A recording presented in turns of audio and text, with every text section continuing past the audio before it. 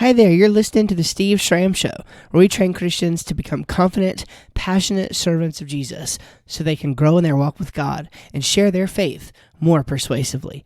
Welcome to the show. I want to revisit a topic that I've written about recently in my book, Truth Be Told. By the way, this episode is sponsored by my book, Truth Be Told, and you can download 2 free chapters if you'd like right now by going to steveschramm.com/y apologetics, steveschramm.com/y apologetics, and there you can get 2 free chapters of the book, which will kind of give you an idea of how the rest of the book kind of flows and how the rest of the book will be written to make the case for believing in Christianity in the age that we do.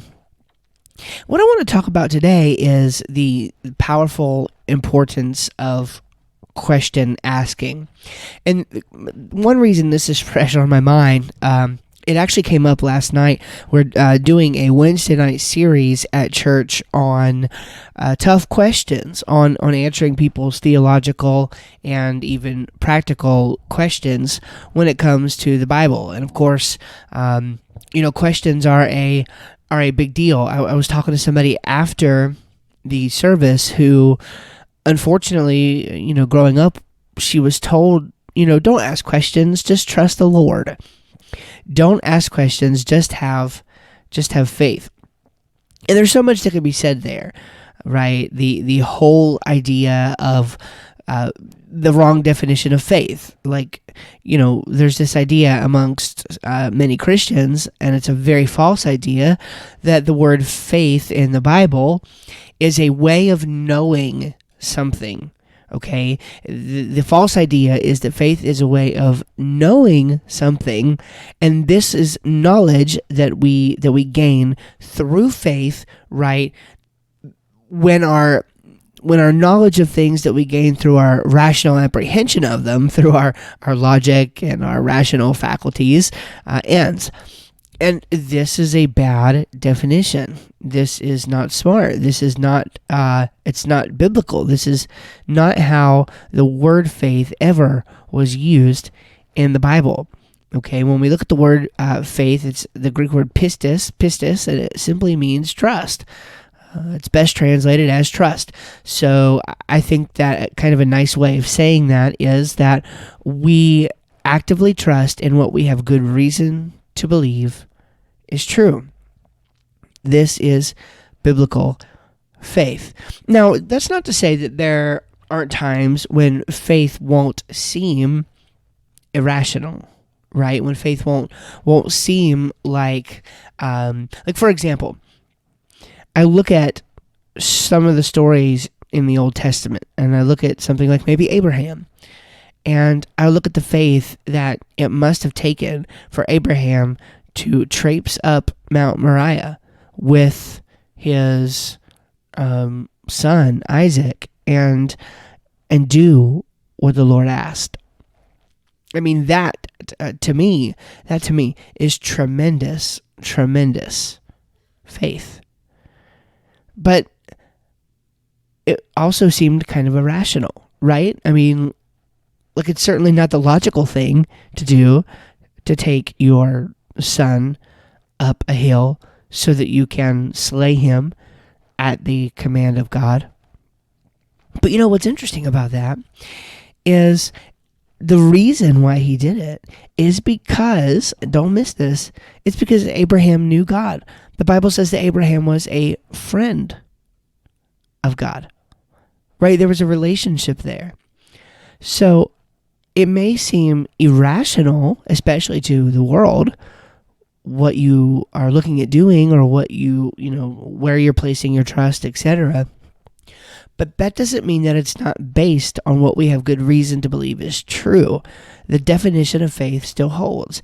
Abraham had good reason to believe God, and he did. And the Bible says it was counted to him for righteousness. Okay? So we need not fall into this trap of thinking that faith is blind. So that's one problem. That's one kind of element to the discussion that comes up actually quite a bit. As I talk to people, you'd be surprised just how often this idea comes up. But then there is the more practical concern even of just the idea of asking questions themselves. Why is there a stigma around this? Why are we not allowed to ask good questions? And as I was thinking about this, I think the irony is that the things that people who don't have a good grasp on their faith, the reason why they're afraid of questions are actually probably, I think, the very same reasons why I think, as a Christian who does believe that we have good reasons to believe in what we do, they're the same reason why I think it's good for us to learn how to ask other people questions. And the reason is because most people have not thought through the things that they believe. They're just repeating what they hear other people say. And they've not thought through these things. And so we can ask questions as a way of inciting careful thinking on their part, sometimes to make a point for our view. So I'm going to talk a little bit about 3 things that questions do that are an ally for us in this regard, but that consequently they might be the very things that are maybe we don't have a grasp on that in our own faith, in our own walk with God, and that is part of the reason why we're so afraid of asking questions. So let's dive in to those now. So the very first thing is that questions reveal. They reveal. They reveal a lot of things about you, about what you believe, about the way that you will end up arguing for things. What they really end up being able to reveal a lot of times is your presuppositions. Those things that you bring to the table, whether knowingly or unknowingly, many times unknowingly. And these are things that really have the potential to affect a lot of what you believe. They are the kind of the foundational things that underlie why you believe what you believe. And so the real danger there is not knowing how those most basic and most foundational assumptions work to influence the rest of your views. One practical example of this is something like the cultural issues that we have right now: abortion, LGBTQ, things of that nature, homosexuality, that all of that, okay? Those kind of hot button issues. A lot of people dive onto the internet battlefield, guns blazing, and they spend all of this time dealing with those issues proper. Now, are those issues important? Well, yes, of course they are. And certainly, we need to share our opinions in the public square, whether or not they are generally considered welcome. I am not interested in bowing down to what other people think that we should be able to say. I very much am an advocate for free speech and for putting our opinion out there on those matters. But a lot of times, the actual discussion that you're having with the person on the other end of the internet, on the other side of the world, in some cases, it needs to be filtered through the idea of worldviews, and you need to understand what presuppositions you have that go into that deeper and inform that position. And a lot of times, this is one of the best ways to circumvent being called a bigot or something like that, okay? If they think that you are just opinionated in this fashion because they don't understand the Christian story, then that makes all of the difference in the world. It makes all the difference in the world. The Christian story is foundational to our understanding of what it even means to be human. If you are a naturalist even if you are a humanist, you have a completely different foundation, a completely different set of presuppositions for why you believe what you do about the position of humanity and about the value of humanity. So it's no surprise to me at all when I get into these discussions with people why they believe the way they do. And this even includes, now listen, because this was a hard one for me. Okay, I have had a lot of discussions with people who claim to be Christians at one point in time. They've written books, they were pastors of churches, etc. They know, to put it a bit facetiously, the Bible stories. Okay, they know the Sunday school Bible stories. They get it. They understand that. But the Bible says that unless you have been spiritually regenerated, unless you know God, then the things that which are spiritually discerned are just not going to be understandable to you. So it doesn't matter to me how long you've been a Christian.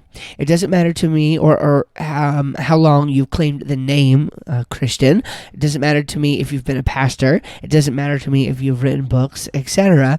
If you are not a Christian, you by definition, you don't understand fully the Christian story. You don't grasp the gravity of what it is that makes our worldview different than yours. To put it, one way, if you're an atheist now, you have always been an atheist.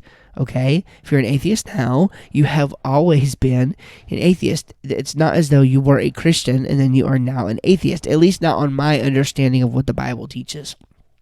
So there's lots of background and lots of nuance there that an unbeliever just does not understand. They don't understand what it means to be made in the image of God. They don't understand the idea of creation as God's, we're God's vice regent, so to speak, on this earth, and we share in the image of God, and we share in actually taking care of this creation and ruling over this creation in some aspect as co-laborers, so to speak, with God. These are all things that matter. When God created this world, he set a specific order in place. I do not believe that he used evolutionary deep time and evolutionary processes and methods in order to create humanity. I believe that we are a special creation.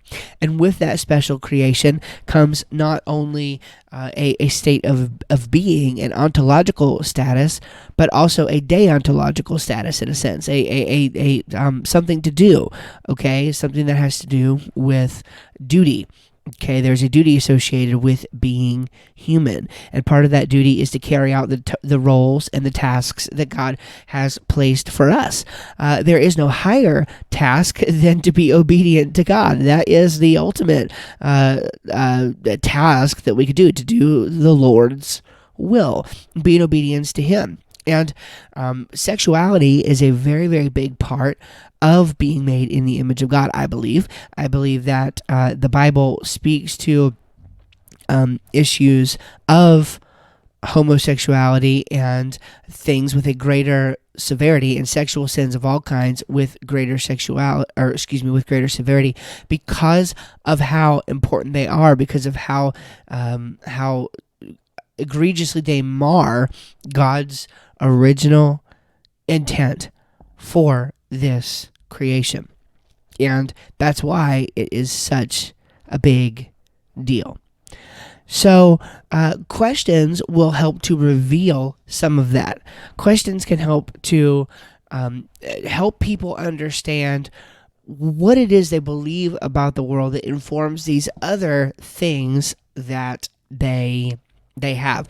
Questions, if I can borrow a phrase from Greg Koukl, which, by the way, you should check out his latest book, Tactics. It's the revised and expanded edition, 10-year anniversary edition. It's absolutely great. Tactics. Please check that out. You got to get it. It's a great book on personal evangelism. But it's kind of like taking the roof off, like he says, okay? And of course, asking the questions is a big part of Kokel's plan for helping you discuss your Christian convictions with others. So questions, they first of all reveal. Well, the second thing that questions really do well is they reduce, okay? They reduce. And I'm actually trading on this idea of the reduction to absurdity. This is what I mean by questions reduce. They help to reduce contradictory and illogical and incoherent views to utter absurdity. Jesus used this kind of tactic all the time in the Bible. We see examples of this, and honestly, it is just something that is probably one of the greatest tools and one of the greatest assets that the Christian has available to him.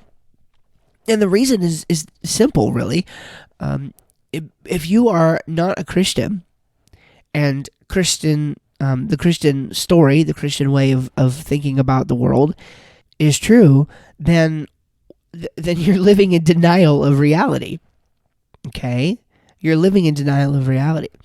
And what's really interesting about the denial of reality is you end up believing things that are kind of contradictory with the values and things that you state.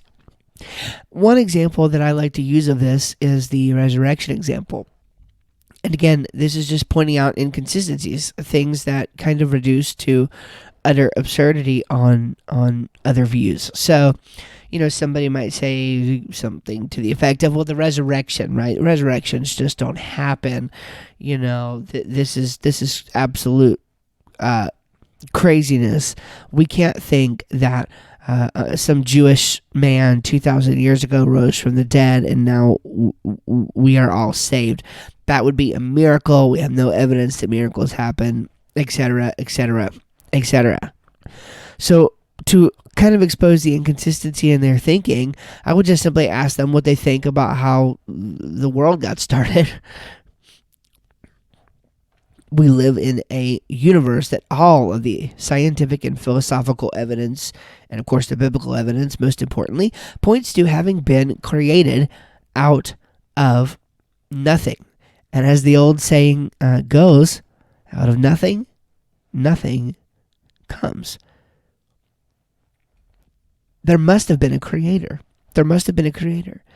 And yet, the very person who thinks that it's impossible, even given a theistic worldview, apparently, for God to raise Jesus from the dead, who thinks this is impossible, somehow believes that all life rose from the utter abyss of nothingness 13.8 billion years ago, or at least that's when the initial creation or the initial Big Bang event was. And then, a few billion years ago, life started to spontaneously arise and form and begin the process of evolution here on Earth. This is just utter insanity. It's utter insanity that you would deny one and hold the other confidently. It's nuts. It's nuts. And so this is one of those ways that we can help reduce things that are bad ideas to absurdity so that we can move the conversation forward, right? We want to keep the main thing the main thing. We don't want to get bogged down with where people want to distract us with things that are inconsequential to what we're trying to do. We are trying to make some headway for the gospel. And I'm not saying we have to launch into a gospel presentation every single time that we talk to somebody. That's not what I mean. But we do want to keep the main thing the main thing. Let's not get caught up discussing all of these in-house issues with unbelievers. They don't believe like we do. They don't share our worldview. They don't share our presuppositions.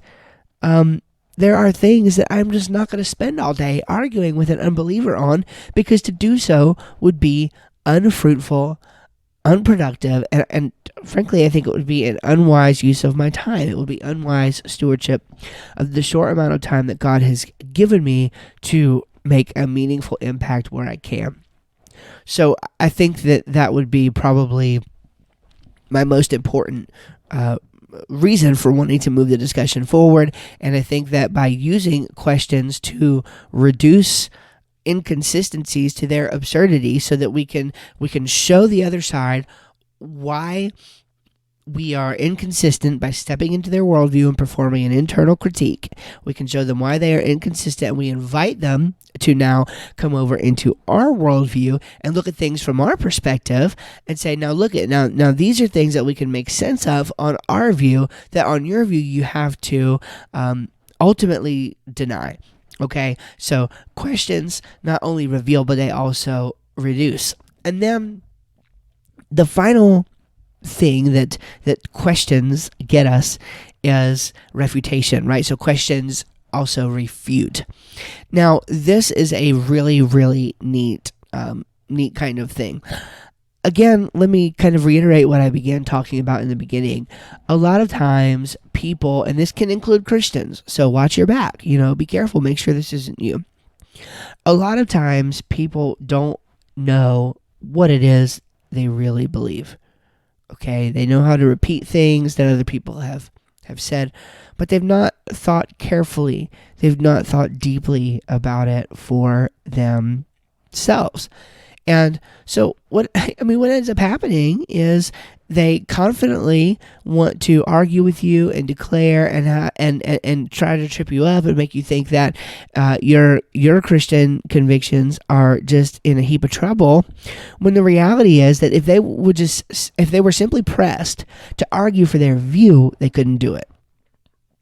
So what they have done is they have placed all of the burden of proof on you. And I'll just plug Greg's book again, Tactics, because it covers this particular idea so very nicely as well. Okay, but what they're doing is they are putting the burden of proof on you to defend a position, to defend a view, when you have, in many cases, not even made a claim.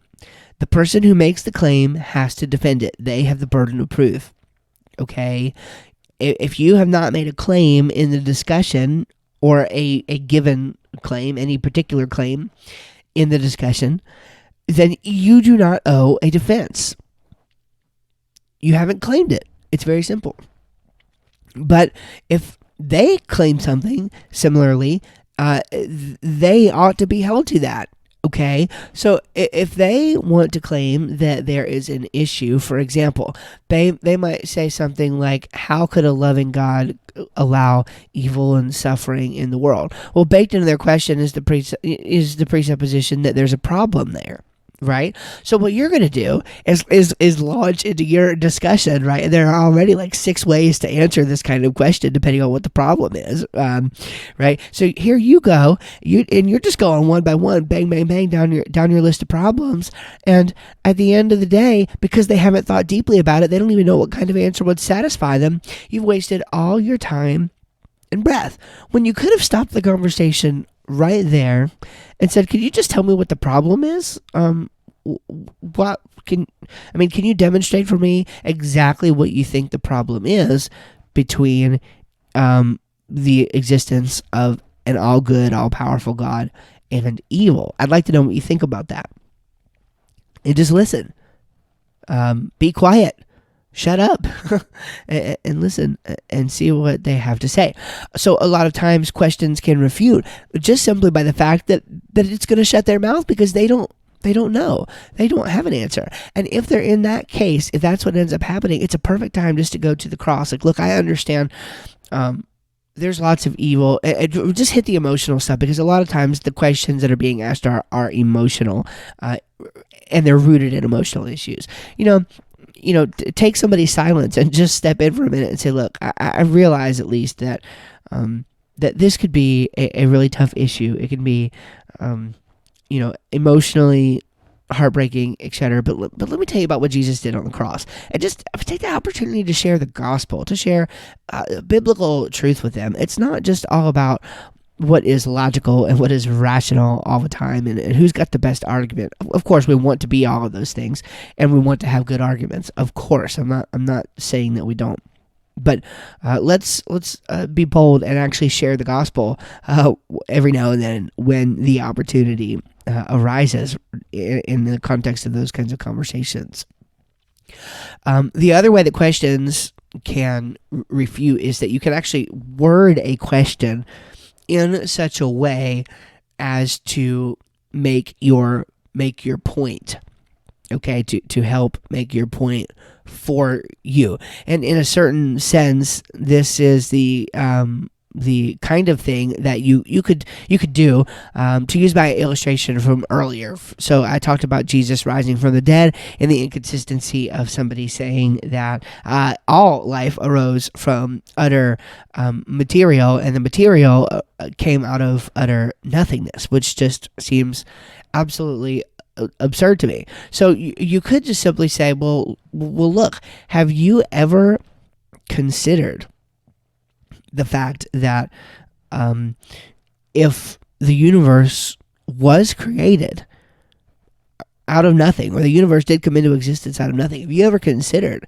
that out of nothing, nothing comes? How do you make sense of that? How do you make sense of the fact that there is now something when before there was nothing? And then once again, you just be quiet.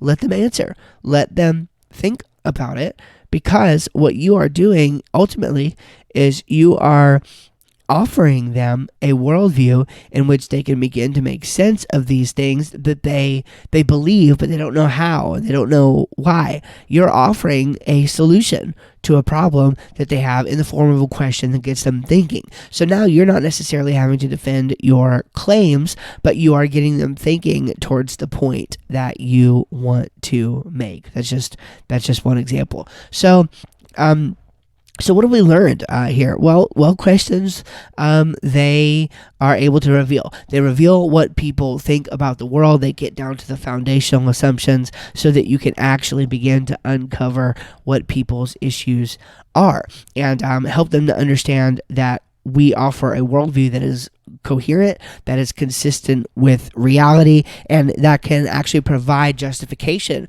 for a lot of even the values and things that they hold dear, that their worldview does not welcome. These things are not welcome in their worldview, and yet on ours, they have free reign of them, so we invite them to consider our worldview. The second thing is they reduce, right? They will actually take the roof off of problems. They will actually show that the emperor has no clothes. They are able to refute things as well. They are able to help people realize that the positions that they hold may be contradictory, that the positions that they hold may be without justification at all, and that they need to begin to consider a view that would allow them to think in the way that they really want to. In their heart of hearts, they want to believe that humans have value. They want to believe that there's purpose to life. They want to believe that there's, a reason for believing that we are all here. And we can offer them these things on the Christian worldview that they don't have available to them in their worldview. Now, I do want to say one more quick thing. A lot of our discussion today has been in the context of a Christian talking with maybe an unbeliever. But these kinds of things are useful maneuvers, question asking, when you're dealing with people who just simply disagree with you, but are within your worldview. They're within the Christian worldview, and they share similar ideas to you. A lot of the questions might need to be asked or rephrased a little differently, right? You maneuver the conversation a little bit differently, but the principle still stands. You can use questions to reveal inconsistencies in what people believe. I think, for example, that there are inconsistencies in believing that you can be gay and Christian, as some people do. And again, that's not my term. That is the term of the people who argue for this view. Matthew Vines and the like. Okay, so I think there are contradictory things there that you can reveal. You can reduce. You can certainly reduce views that believers have to absurdity, because they are absolutely absurd views. You can run a reductio ad absurdum, as it's called, kind of argument against a Christian who believes something that may be potentially contradictory, okay? And they also refute. They do get people thinking about their false ideas that they have about God, and they have about the Bible, and they have about the Christian worldview. One example I could think of is the example of racism. People who want to argue for critical race theory and things like that. Appropriate question asking can really go a long way, I think, with those kind of people, because what it will ultimately reveal is that they're not basing what they think on the Bible, because you cannot justify a critical race position from the biblical account. The main reason is just because there are no different races. We are made from one blood from every man. These are that's almost a direct biblical statement. So we can use these ideas in just carefully maneuvering all kinds of conversations with different people that we encounter. And I think that this is the most effective way to really witness and to really share your faith and to really share your convictions with others about what you believe, because it doesn't put you in the hot seat, right? You don't have to do all of the talking. You don't have to justify every little thing. You're just asking questions. You're gathering information. You are carefully maneuvering a conversation, and you are in control of the conversation. This is really the most beautiful part of it, is people aren't driving you. People aren't telling you what you need to be saying and the things that you need to be justifying. Rather, you're calling on them to justify their own assertions, and that makes all the difference in the world. It should help you to boldly and confidently go out there and have important discussions that can be very spiritually significant with all kinds of people, and we can really start making an impact for Christ. So I do have a couple books out that could help you do that. We just released one, a little ebook it's like 85 pages and $3.99, God, the Great Commission in You. You can grab that. And of course, as I said earlier, you can grab 2 free chapters of my book, Truth Be Told, which is all about apologetics and sharing your faith, etc. You can grab 2 free chapters by going to stevestram.com/whyapologetics, and you can go ahead and get a free PDF of those 2 chapters. And I think that you will enjoy those. All right. God bless you. I love you. It's been great to talk to you again. It's been a little while since we've been here on the podcast, and I'm excited to say that we're going to have some more coming to you in 2020. We're going to have some special interviews. I've got one scheduled for a week or so from now, and we're going to have some special episodes that are dedicated to creation, called Creation Conversations. It's going to be kind of a new edition of the show that comes out every once in a while. We're going to try that a little bit in 2020 and see how that goes. So hope you'll look forward to that, and it's my honor and my pleasure to bring this content to you on a somewhat regular basis. So thank you. I love you. We'll talk soon. Bye-bye.